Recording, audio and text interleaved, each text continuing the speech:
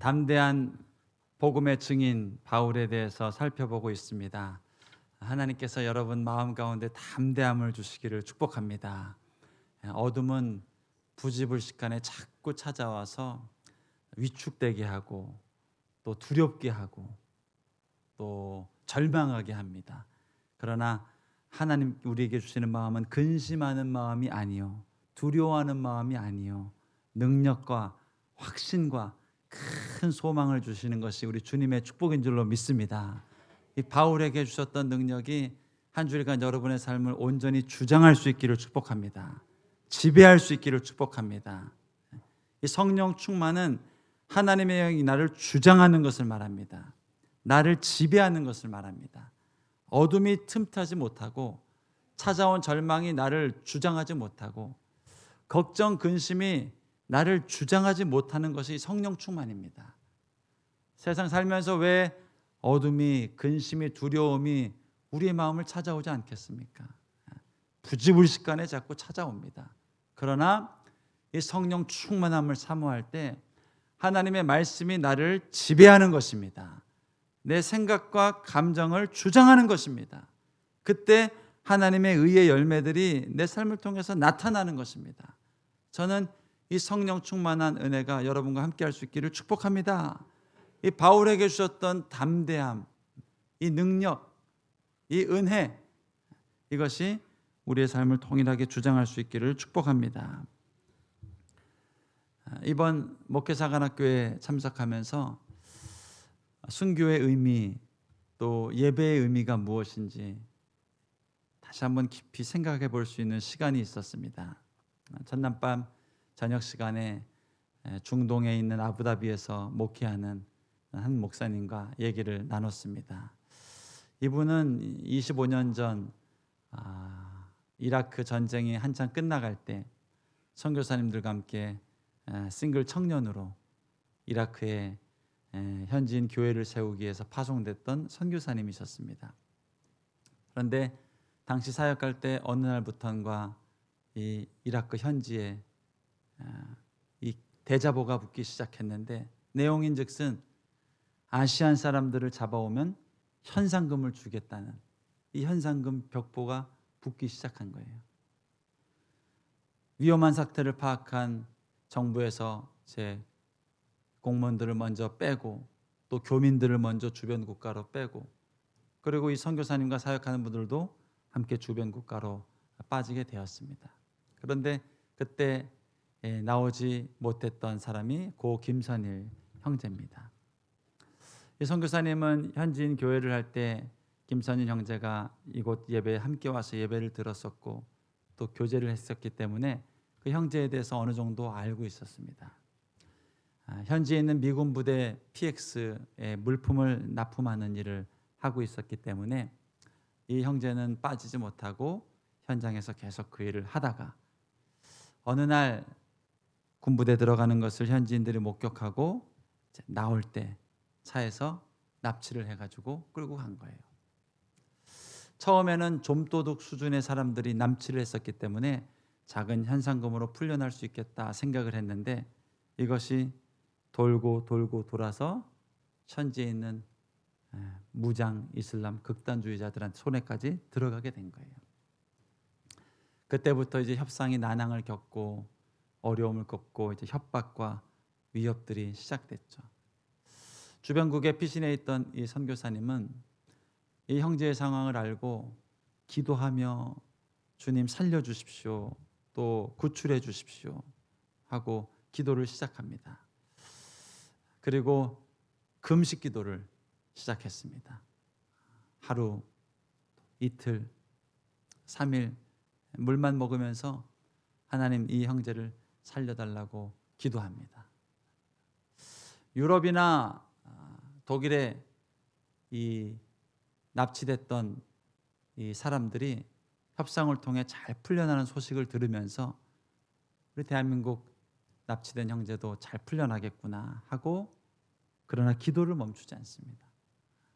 5일, 6일 여러분 기도는 포기하지 않는 것입니다. 여러분 기도를 멈추지 않으시길 축복합니다. 기도를 포기하지 않습니다. 7일, 8일. 그런데 10일째 되는 날 하나님이 기도를 들으시고 응답하신 방법이 뭐였는가? 김선일 형제가 참수된 소식이었습니다.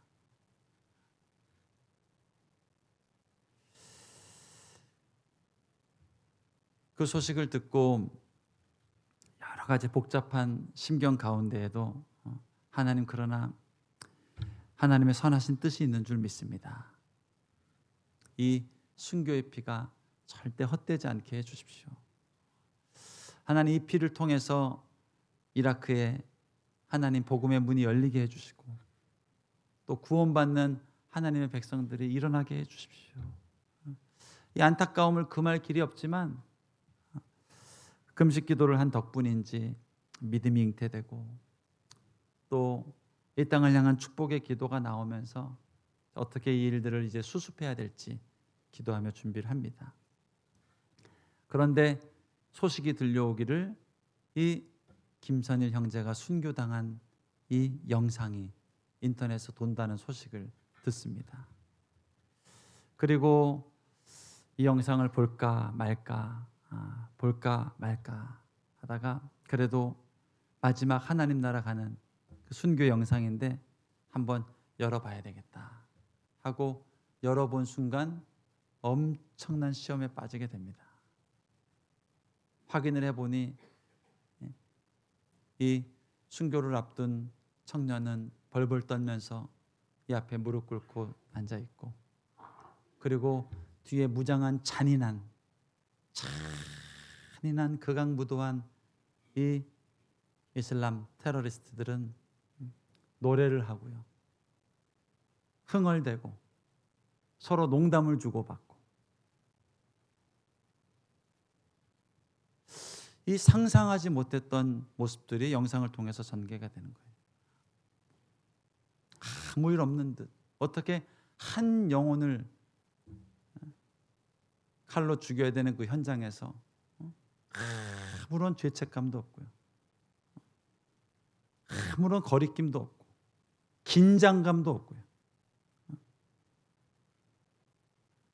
한 사람을 참수해야 되는 그 현장에 어떤 긴장감도 없고요, 그저 양 한 마리 잡는 정도의 그 정도의 의식으로 생각하면서 농담을 서로 주고받고 아무 거리낌이 없고,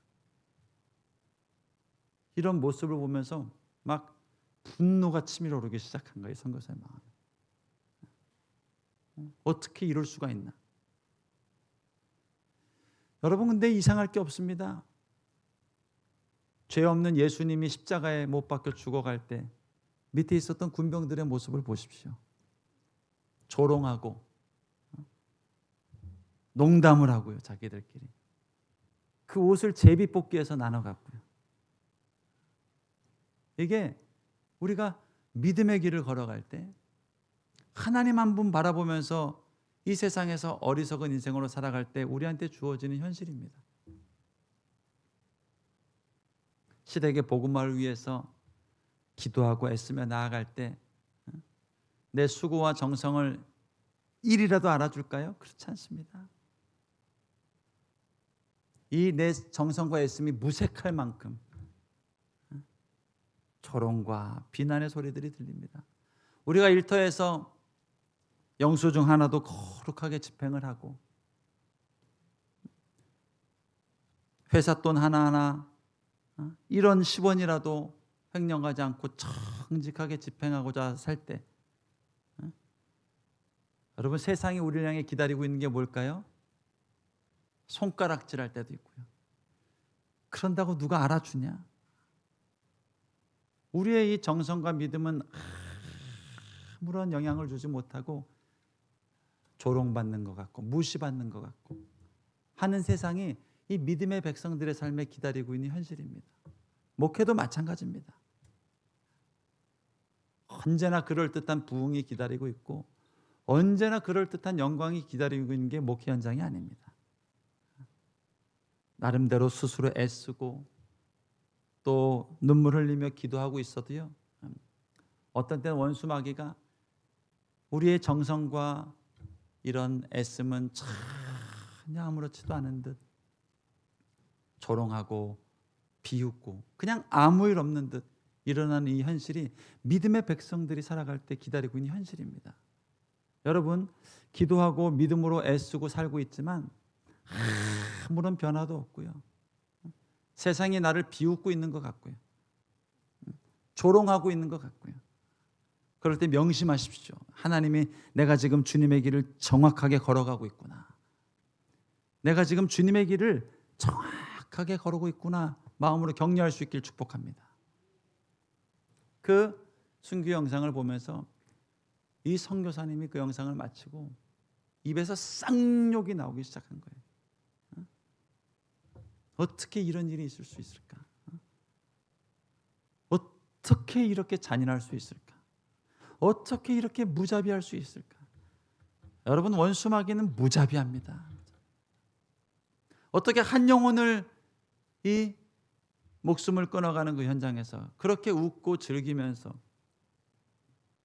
이렇게 가치 없는 죽음이 있을 수 있을까요? 가치 없는 죽음. 가치 없는 죽음. 여러분, 그리스도인들의 삶은요, 가치 없는 삶, 가치 없는 발걸음, 가치 없는 도전처럼 느껴질 때가 참 많습니다. 이 청년 선교사님이 생각했던 순교의 영상은 장엄한 음악이 나오고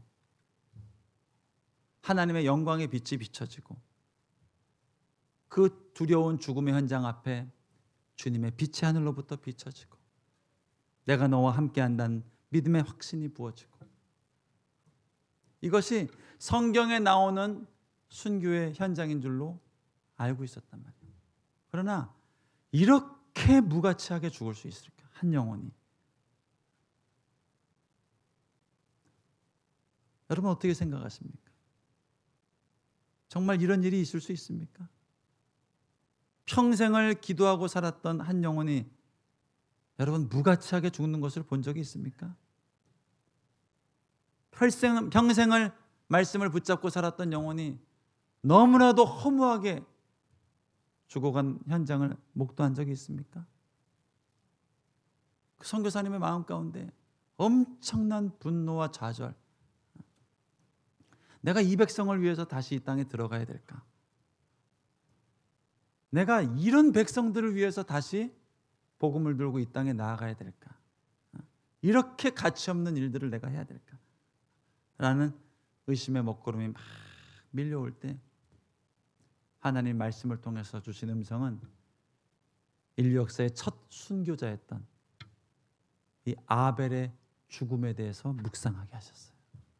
아들아, 너희가 기억하는 이 순교자 아벨의 피가 얼마나 무가치하고 헛되게 죽었는 줄 아느냐?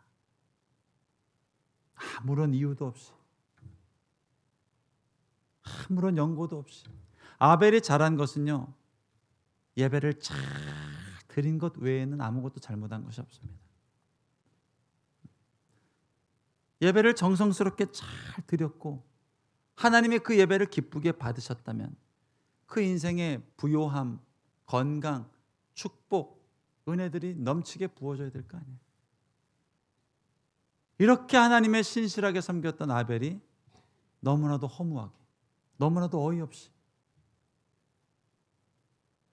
형제의 칼에 죽어갔던 이 무의미한 아벨의 죽음에 대해서 하나님이 묵상하게 하시면서 순교란 그런 것이다. 믿음이란 그런 것이다. 때로는 무가치하게 보이고 무의미하게 보이는 발걸음이지만 이 아들의 피를 통해서 복음의 역사가, 은혜의 역사가, 아벨로부터 이어져 오는 제단의 역사가 계속해서 주님 다시 오실 때까지 흘러가는 것이란다 하고 말씀으로 위로를 해주신 거예요. 이 은혜를 끝났고 이 선교사님이 자신의 영문 이름을 바꿉니다. 데이빗에서 아벨로 바꿉니다. 선교사님이 성경 속에서 가장 사랑했던 예배자는 다윗이었습니다. 그러나 가장 위대한 예배자는 무의미하게 죽어갔던 아벨이구나 하고 자신의 이름을 아벨로 바꿉니다. 그리고 한국에 들어와 신학교에 들어가서 목사 안수를 받고 다시 이제 그 백성들을 향해서 지금 나가서 목회를 하고 있는 거예요. 할렐루야. 여러분, 우리 그리스도인의 삶 가운데 영광이 예비되어 있는 것 같지만 사실 영광은 천국에서 경험할 영광이 우리 인생의 확실한 영광입니다. 그리고 이 땅에서는 믿음이 좋으면 좋을수록 무의미해 보이는 발걸음을 걸어가게 되고요. 신앙이 깊으면 깊을수록 무가치한 일에 삶을 들이며 살아가게 됩니다. 한 영혼을 위하여 삶을 던지는 것이 얼마나 무의미한 일입니까? 시골의 작은 교회를 향하여 인생을 던지는 것이 얼마나 무의미한 일입니까? 도시에 얼마나 많은 청년들이 있는데요. 서울에 얼마나 많은 죽어가는 사람들이 있는데요. 작은 산골 마을에 어르신들 몇 분 안 계시는 그곳에 목회 인생을 던지는 것이 얼마나 무의미한 일로 보입니까? 그러나 지금도 하나님의 사람들은 이 무의미한 일에 삶을 던지고 믿음을 던지고 인생을 던지면서 나아가는 거예요. 할렐루야. 왜냐하면 그 길 끝에 하나님의 영광이 기다리고 있고 그 길을 통해서 하나님이 엄청나게 의미 있는 역사와 응답들을 우리 삶 속에 베풀기 때문입니다. 저는 26년 저와 여러분의 삶이 더 무의미한 일, 더 무가치해 보이는 일에 우리의 삶이 향하고 우리의 물질이 향하고 우리의 발걸음이 향할 수 있는 그런 인생 될 수 있기를 축복합니다. 하나님, 우리 상주교회가 그러한 하나님의 교회 되게 하여 주십시오. 세상이 보기에 의미 있고 가치 있는 일에 인력과 물력과 재정을 투입하는 것이 아니라 무의미해 보일지라도 헛된 발걸음 같아 보인다 할지라도 하나님이 부르신 그 부르신 자리에 순종하며 기도로 삶을 던질 수 있는 우리 교회 되게 하여 주시옵소서. 이것이 우리 교회가 꿈꿔야 될 제목인 줄로 믿습니다. 로마서 12장은 우리가 하나님께 드려야 될 예배가 어떠한 예배인지 이렇게 밝히고 있습니다. 그러므로 형제들아, 내가 하나님의 모든 자비하심으로 너희를 권하노니 너희의 몸을 하나님이 기뻐하시는 거룩한 산 제물로 드리라. 이것이 너희가 드릴 영적인 예배니라. 여러분, 우리의 인생을 하나님 앞에 주저함없이 드릴 수 있는 저와 여러분 될 수 있기를 축복합니다. 적어도 25년보다는 26년에 우리의 삶을 더 주님께 드릴 수 있는 인생 되기를 바랍니다. 바울의 외침 앞에 백성들은 회심은커녕 소리 지르며 분노합니다. 오늘 22절, 23절 말씀을 봅니다. 이 말하는 것까지 그들이 듣다가 소리 질러 이르되 이러한 자는 세상에서 없애버리자, 살려둘 자가 아니라 하여 떠들며 옷을 벗어 던지고 티끌을 공중에 날리니. 복음 전파 현장에 언제나 꽃길만 있으면 얼마나 좋겠습니까?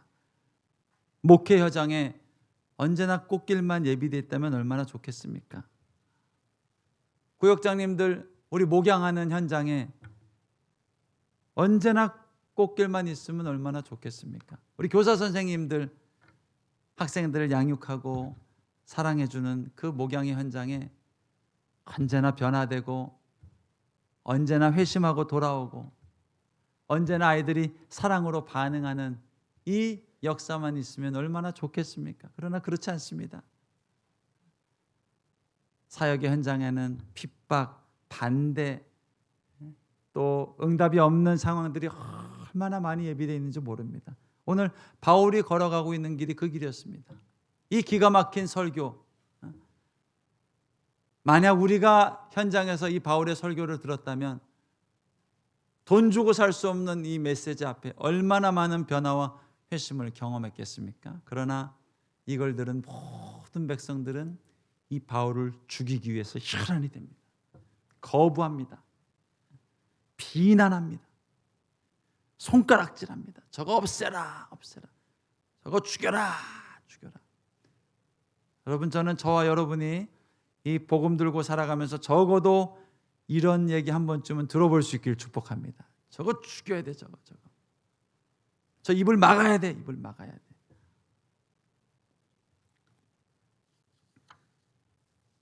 심지어 바울 곁에 바울 편이 되어줬던 이 천부장까지도 등을 돌립니다.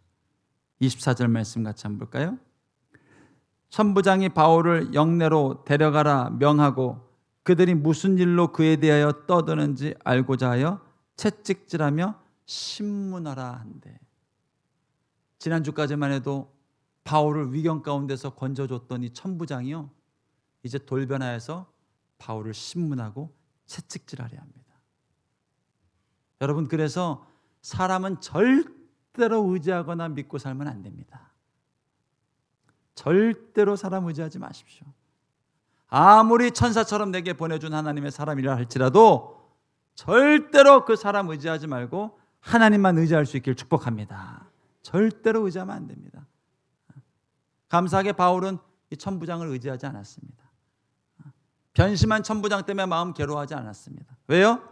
이 사람은 하나님이 쓰는 도구일 뿐, 내가 주목하고 내가 바라봐야 될 분은 오직 하나님 한 분뿐이라고 마음에 결심하고 있었기 때문에 그래요. 여러분, 잠시 잠깐 천사처럼 우리 인생에 도와주는 사람들이 있습니다. 사업을 하다가도 잠시 잠깐 천사처럼 우리 인생에 붙여준 천사들이 있습니다. 그러나 절대로 사람을 의지하거나 도림이 없는 방백을 의지하는 인생 되지 마시길 축복합니다. 계속해서 하나님만을 마음에 새기십시오. 하나님만을 의지하십시오. 여러분, 2월 한 달에도 새벽을 깨우며 주 앞에 나올 수 있기를 축복합니다. 오직 여호와 하나님 한 분만을 의지하고 기도하며 나가는 것입니다.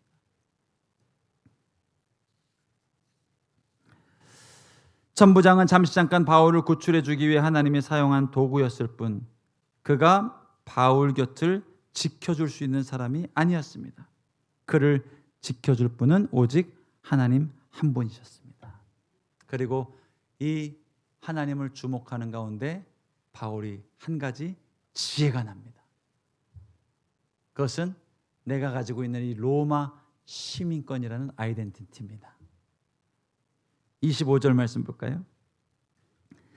가죽줄로 바울을 매니 바울이 곁에 서 있는 백부장더러 이르되 너희가 로마 시민 된 자를 죄도 정하지 아니하고 채찍질할 수 있느냐.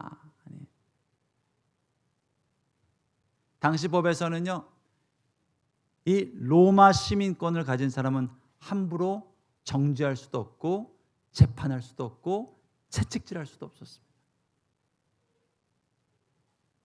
바울이 이 상황에서 자신이 가지고 있던 이 로마 시민권을 말하면서 나 로마 시민권을 가진 사람이야, 감히 너희가 나를 채찍질할 수 있느냐? 라고 말하는 거예요. 이 말 한마디에 병사들이 두려워하기 시작하고요, 백부장이 두려워하기 시작하고요, 천부장까지 두려워하면서 바울 앞에 두려워 떨기 시작합니다. 결국 이 일을 계기로 하여서 바울이 현장에서 재판을 받지 않고 로마까지 압송되어 갈 수 있는 기회를 얻게 됩니다. 그토록 로마에 복음 전하러 가고 싶었던 이 바울의 소망이 오늘 이 일을 통해서 이루어지게 되는 거예요. 저는 바울의 로마 시민권에 대해서 한번 묵상을 해봅니다. 바울이 가지고 있는 로마 시민권은 어쩌면 그의 인생의 전부와 같은 아이덴티티였습니다. 그런데 놀랍게도 바울이 예수님을 만나고 나자 달라진 것이 하나 생겼습니다. 이 로마 시민권이라는 것이 하나님의 사람으로 이 땅을 살아가는데 그닥 유용한 것이 아니구나, 그닥 필요한 것이 아니구나, 그닥 쓸모있는 것이 아니구나. 심지어 어떤 서신서에서는 바울이 이 본인의 로마 시민권을 들고 내가 이것을 배설물처럼 여기고 있다라고 고백을 합니다. 그런데 오늘 배설물열처럼 여기던 이 로마 시민권이 다시 자신의 길을 인도해 주시는 하나님의 도구로 쓰임받게 된 거예요. 여러분, 우리 인생에도 바울에게 있었던 로마 시민권처럼 내가 가지고 있는 어떤 아이덴티티가 있습니다.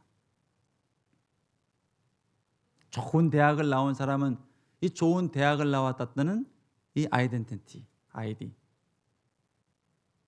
또 대통령을 해본 사람은 전직 대통령이었다는 이 아이디. 좋은 학교에서 학생들을 가르쳤던 사람은 이 교수라는 아이디. 저 같은 경우는 제법 부흥했고 규모 있는 큰 교회에서 섬겨봤다는 아이디. 각자 어쩌면 세상에 자랑할 만한 이력, 아이덴티티가 있습니다. 그러나 우리가 바울을 보면서 깨달아야 될 것은 무엇인가? 이런 것들이 하나님께 붙잡히지 않으면 아무 쓸모없는 것이구나. 이런 백그라운드가 하나님 앞에 붙잡히지 않으면 아무런 쓸모없는 것이나 라는 분명한 믿음의 고백이 저 여러분 삶 가운데 있기를 축복합니다. 내 인생의 커리어가 하나님께 붙잡히지 않으면 아무 쓸모없는 것이구나. 반면에 별 볼 일 없어 보이는 내 아이디도 있습니다. 자랑할 것처럼 없어 보이는 내 아이디도 있습니다. 질병을 앓았다는 내 아이디, 좋은 직장에서 근무해보지 못했다는 내 아이디, 큰 기업에서 근무해보지 못했다는 내 아이디, 남들에 비해서 가방건이 짧다는 내 아이디, 숨기고 싶은 내 아이디들이 있습니다. 그러나 그런 아이디들도 여러분 하나님께 붙잡히기만 하면 놀랍게 쓰임받을 수 있는 것이 이 복음의 능력임을 믿을 수 있길 축복합니다. 이게 바울이 고백하고 있는 삶의 모습입니다. 로마 시민권이라는 것, 그의 인생에 자랑할 만한 아이디였습니다. 그러나 예수님 만나자 어떤 고백이 나옵니까? 아무 쓸모없는 거였구나. 그토록 원했던 좋은 대학 아이디, 그토록 원했던 이 인생의 커리어가 아무 쓸모가 없는 것이었구나. 하나님 앞에. 여기까지 깨달을 수 있기를 축복합니다. 여기까지 깨달아야 됩니다. 아무 쓸모없는 것이었구나. 더 나아가서 하나님께 붙잡히면 그 아이디도 엄청나게 쓸모가 있는 거구나. 버릴 것이 없구나. 하나님께 붙잡히기만 하면 내 인생에 숨기고 싶은 배설물처럼 여겨지는 아이디도 이게 하나님께 붙들리기만 하면 버릴 것이 없구나. 그게 오늘 바울의 삶을 통해서 보여준 이 로마 시민권이라는 아이디입니다. 저는 여러분 인생에 오늘 이때까지 주어졌던 인생의 아이디들이 하나님 앞에 다 붙잡힌 바 되어서 그것을 통해서 하나님의 영광을 경험할 수 있는 인생 될 수 있기를 축복합니다.